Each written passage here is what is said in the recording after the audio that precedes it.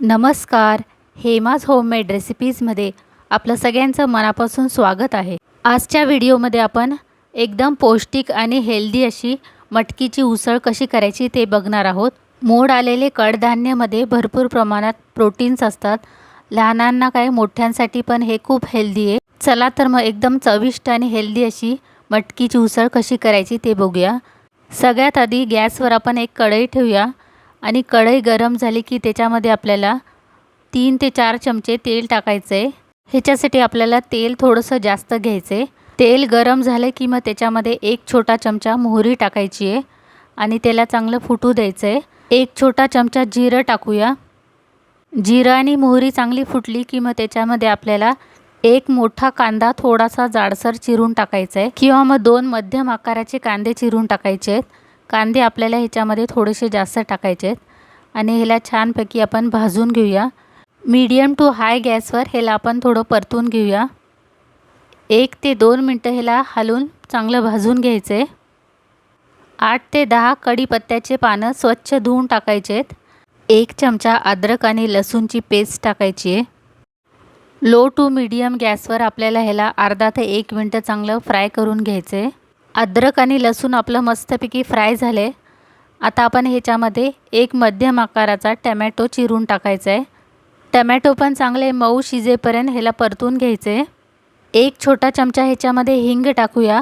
मटकी पचायला थोडीशी जड असते त्याच्यामुळे हिंग टाकायचं आहे. आता पाव चमचा ह्याच्यामध्ये हळद टाकायची आहे. गॅसची फ्लेम आपल्याला स्लोच ठेवायची आहे आणि परत एकदा सगळं हलवून घ्यायचं आहे.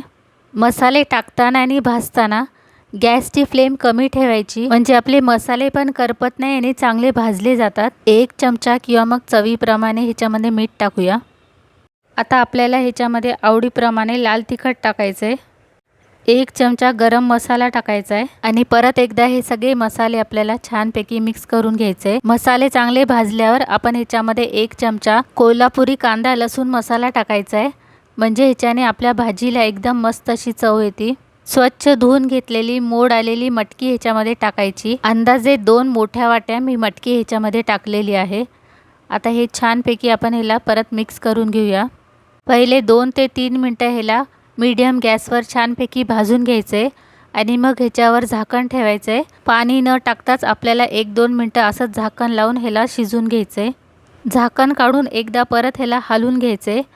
आपली मटकी थोडीशी शिजली आहे. आता ह्याला परत एकदा हलवून घ्यायचं आहे. आता ह्याच्यामध्ये आपल्याला अर्धा ग्लास पाणी टाकायचं आहे.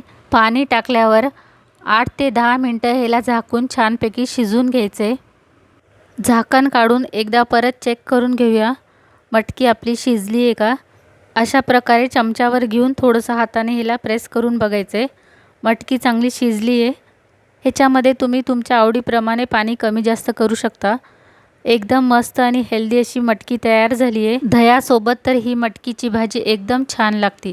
तुम्ही एकदा नक्की खाऊन बघा. ब्रेकफास्टसाठी पण तुम्ही अशा प्रकारे मटकी करू शकता. आजची एकदम सोपी आणि हेल्दी रेसिपी आवडली असेल तर व्हिडिओला लाईक करा आणि चॅनलला पण अजून सबस्क्राईब केले नसेल तर सबस्क्राईब करा.